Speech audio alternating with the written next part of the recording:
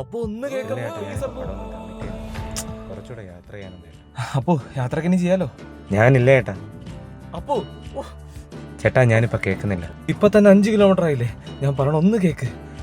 ഇത് റൊമാൻറ്റിക് അല്ല, ഇത് അക്രോബാറ്റിക് സാധനമാണ്. അപ്പൊ ചെയ്തത് സൂപ്പർബായിരിക്കും. ചേട്ടൻ വേണമെങ്കിൽ അച്ഛനോട് ചോദിക്കും. അച്ഛനോ? അച്ഛൻ അക്രോബാറ്റിക്സ് ഇഷ്ടം. അപ്പോ ഇല്ല ചേട്ടാ ഞാൻ ഇല്ല. അപ്പോ ഇവന്റെ റോളാണ്. അപ്പോ എടേ എന്നെ കൊണ്ടൊന്നും പറ്റത്തില്ല ഈ സൂപ്പർ ഹീറോ പരിവേഷം.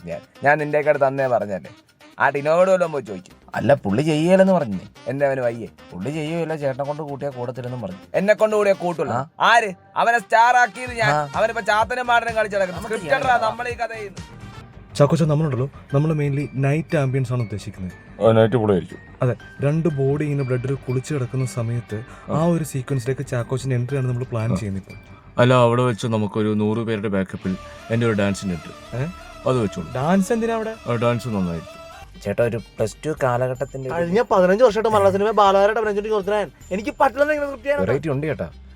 അതായത് നമ്മൾ ഈ പ്രിൻസിപ്പിൾ ആയിട്ടുള്ള ഒരു ഫൈറ്റും പരിപാടിയൊക്കെയാണ് നമ്മൾ ഇന്നത്തെ പ്ലാൻ ചെയ്തിരിക്കുന്നത്. എന്നാണ് അതിനകത്ത് വെറൈറ്റി? അതിന്റെ വെറൈറ്റി പറയണ നീ. പ്രിൻസിപ്പിൾ ബാബു ആന്റണിയാ.